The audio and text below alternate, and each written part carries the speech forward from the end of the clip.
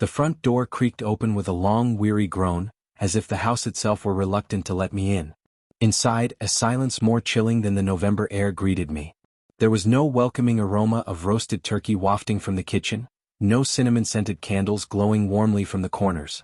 Just a hollow stillness, punctuated by the faint, rhythmic sound of children's breathing echoing from somewhere deep within the house.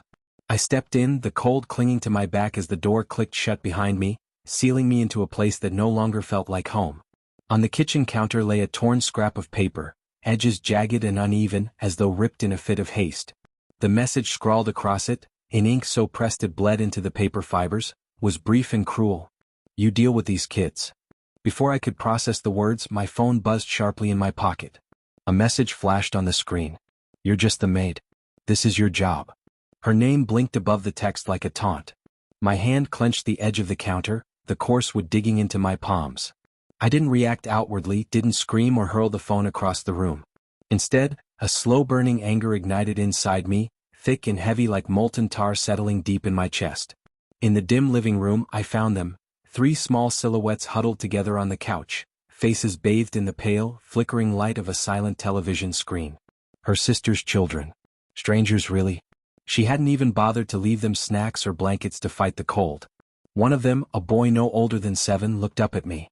His eyes met mine, too wise for his age, too knowing. He slid off the couch and padded over in mismatched socks, his voice no louder than a breath, but burdened with the weight of truth. "Actually, Uncle," he whispered, glancing back to make sure the others weren't listening, "Mommy says Auntie married you because you were easy to trick. She loves someone else now." The words cut through me like a blade, sharp and deliberate. The boy, unaware of the wound he'd left behind, offered a shy smile and retreated. I stood there, hollowed and stunned, the sting of betrayal blooming like frostbite across my chest. I knew hurt. I had tasted heartbreak before. But this calculated, casual cruelty, was something deeper. Something that rotted the bones. 2 years ago, I believed we were building something real. I provided, quietly and steadily, thinking that love was best expressed through actions, not flowery words. She used to smile in the dark, whisper promises like lullabies, weaving dreams delicate as silk threads. But now I saw clearly she wasn't building a life. She was crafting a lie. That night I moved through the house like a ghost. I fed the children, cleaned them up, tucked them into my own bed. I offered them the warmth and care they hadn't received from her. Not because I had to, but because they didn't deserve the coldness she left behind. When they finally slept, curled together like orphan kittens, I sat alone at the kitchen table. The only sound in the room was the low hum of the refrigerator and the occasional vibration of my phone. Her messages came one after another, smug and taunting. But I didn't need her words. I needed the truth. By morning I had begun my work. Quiet, methodical, invisible. No shouting. No confrontation. That would have been too easy, too merciful. I slipped into her digital world like a shadow, moving through her email, her social accounts, her cloud storage. She had never changed her passwords. She thought I was too simple to snoop, too trusting to question. In a matter of hours, her carefully constructed world came apart in my hands. Photos of girls' trips that were anything but. Office nights that never happened. Transactions to secret bank accounts. Hotel receipts under fake names. Everything she thought hidden, I unearthed. She wasn't just unfaithful, she was building a second life behind my back. I didn't act rashly. I didn't confront her. I gathered everything. Hired a discreet investigator with no curiosity, only efficiency. Together we compiled a dossier thick enough to bury her. Infidelity, financial fraud, undeclared side businesses, tax evasion.